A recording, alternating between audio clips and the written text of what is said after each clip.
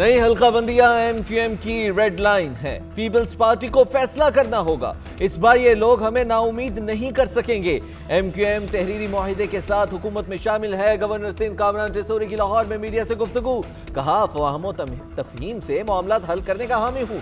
मेरी कोशिश होगी कि दोनों के दरमियान एक पुल का किरदार अदा करूँ। आमिर खान हमारे सीनियर हैं, उनकी राय को अहमियत दी जाएगी।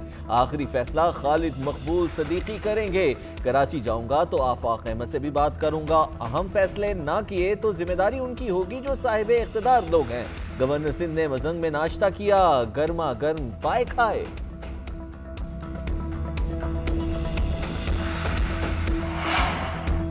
जितनी जल्दी एमक्यूएम हल्काबंदियां चाहती है वो मुमकिन नहीं। कानूनी टीम की पीपी क़यादत को राय। एमक्यूएम पाकिस्तान के मुतालबात पर रात गए पीपल्स पार्टी का इजलास।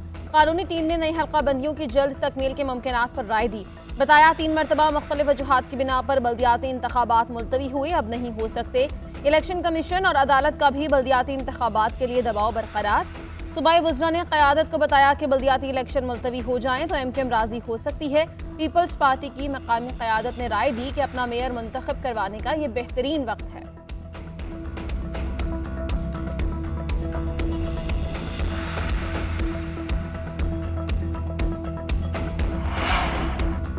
एमक्यूएम के हुकूमत से अलहदगी की धमकी के बाद वजीर आजम मुतहर्रिक अयाज सादिक को मुत्तहिदा के तहफ़्फ़ुज़ात दूर करने की जिम्मेदारी सौंप दी। अयाज सादिक आज कराची जाएंगे। नई हल्काबंदियों के मामले पर पीपल्स पार्टी ने भी इजलास तलब कर लिया। साबिक सदर आसिफ जरदारी, खालिद मकबूल सिद्दीकी और अयाज सादिक शिरकत करेंगे। एमक्यूएम के साथ मुआहिदे और नई हल्काबंदियों पर भी फैसले किए जाएंगे। उधर वजीर आजम शहबाज शरीफ ने सीनियर लीगी रहनुमाओं का इजलास बुला लिया। पीपल्स पार्टी और एमक्यूएम के बढ़ते तनाव पर बात होगी।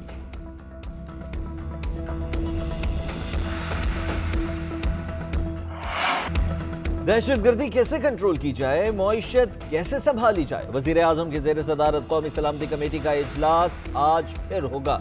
अस्करी और सिविल हुकाम शिरकत करेंगे। हसास इदारों के हुकाम मजमूई सिक्योरिटी सूरत हाल पर ब्रीफ करेंगे।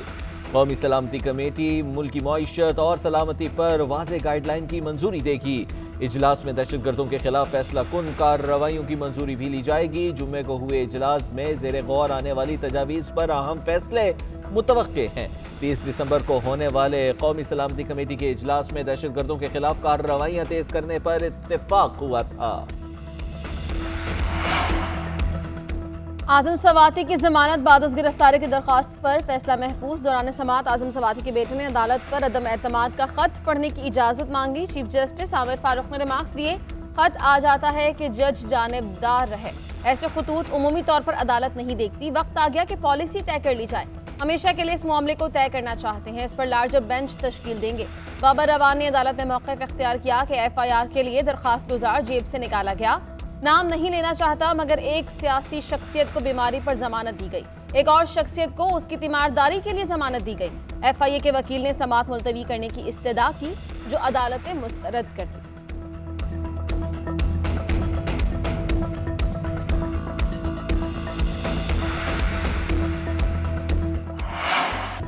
मुल्क के बलाई इलाकों में कड़ाके की ठंड। सौद में पारा -12 तक गिर गया। स्कर्दू में -11, ज़ियारत और कलाम में -10 रिकॉर्ड। कलात में -6 तक पहुंच गया। लाहौर का दर्जा हरारत 6 और कराची का 11 रिकॉर्ड किया गया। महकमा मौसमियात के मुताबिक 7 और 8 जनवरी को मगरबी हवाओं का सिस्टम बलूचिस्तान के रास्ते मुल्क में दाखिल हो सकता है। पहाड़ों पर बर्फबारी का भी इम्कान। मैदानी इलाके धुंध की लपेट में रहेंगे। आज भी सुबह सवेरे शदीद धुंध के बायस मोटरवे कई मकामात पर ट्रैफिक के लिए बंद रही।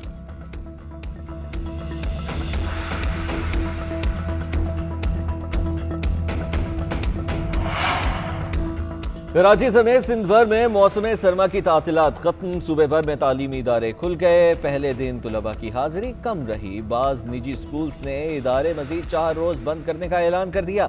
वजारत तालीम सिंध ने 21 दिसंबर से 1 जनवरी तक छुट्टियों का ऐलान किया था। पंजाब भर में स्कूल्स और कॉलेजेस 9 जनवरी से खुलेंगे। उधर खैबर पख्तूनख्वा में धुंध के बाइस तालीमी इदारों के औकात कार में तब्दीली, नोटिफिकेशन जारी।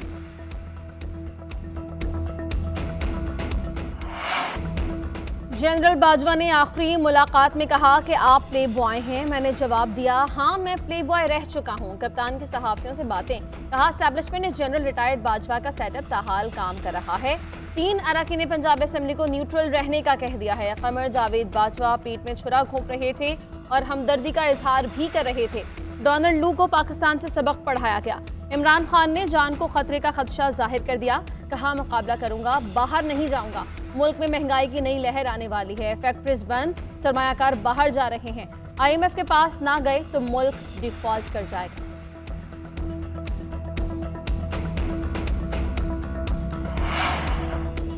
फौज का सिपा सालार कह रहा है कि पाकिस्तान नाजुक तरीन मोड़ पर पहुंच चुका। कपड़े बेचने वाला शहबाज शरीफ भी एतराफ कर रहा है कि मुआशी बहरान शदीद है।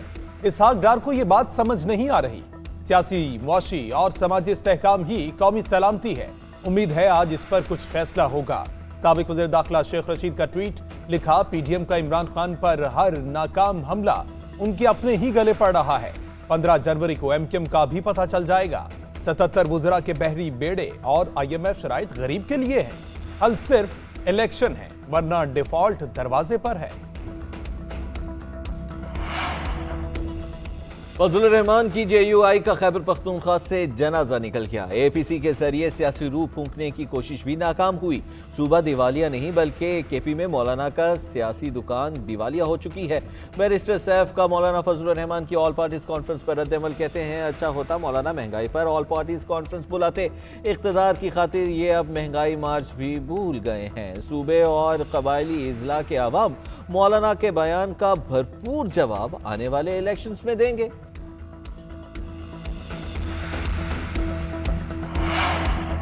पंजाब में एतमाद के वोट पूरे करना मिशन इम्पॉसिबल बनने लगा। MWM का वज़ीर आला पंजाब के बाद इक़दामात पर तहफ़्फ़ुज़ात का इजहार, एतमाद का वोट न देने का फैसला। पार्टी तर्जुमान का कहना है कि पार्टी क़यादत की हिदायत की रोशनी में ज़हरा नकवी एतमाद का वोट नहीं देंगे। उधर तहरीक इंसाफ की खातून MPA भी गायब। रावलपिंडी से ताल्लुक़ रखने वाली रुकने असेंबली आखिरी मरतबा सक्खर एयरपोर्ट पर उतरी, उसके बाद पार्टी क़यादत से राबता मुनक़ता हो गया।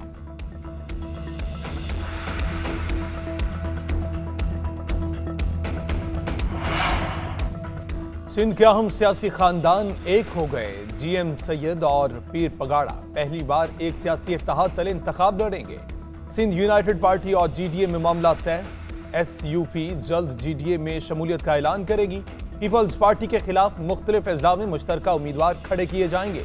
आम इंतखाबात से कबल सियासी पावर शो भी दोनों जमातें मिलकर करेंगी।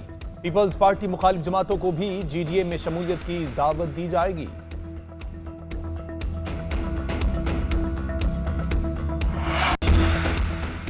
पाकिस्तान और न्यूजीलैंड के दरमियान टेस्ट सीरीज का आखिरी मैच जारी। न्यूजीलैंड की टॉस जीतकर बैटिंग, ओपनर्स ने निस्फ सेंचुरियां बना ली। टॉम लैथम और डिवॉन कॉनवे क्रीज पर मौजूद। पाकिस्तानी टीम में 2 तब्दीलियां, नौमान अली की जगह हसन अली और वसीम जूनियर की जगह नसीम शाह को टीम में शामिल किया गया है। पाकिस्तान और न्यूजीलैंड के दरमियान सीरीज का पहला टेस्ट मैच ड्रॉ हो गया था। कौमी टीम को सीरीज जीतने के लिए मैच में फतह यकीनी बनाना होगी।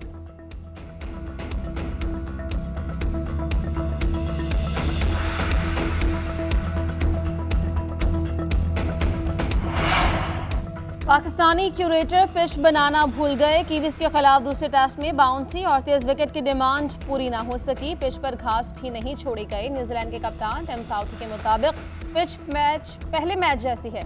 कीवीज ने टीम में 3 स्पिनर जबकि पाकिस्तान ने 3 फास्ट बॉलर्स खिलाने का फैसला किया।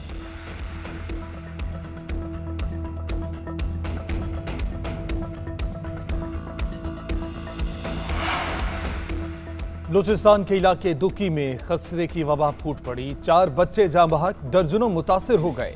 जाँ बहक होने वालों की उम्रें 1 से 14 साल के दरमियान है। इलाका मकीनों की महकमे सेहत से टीमें भेजने की अपील।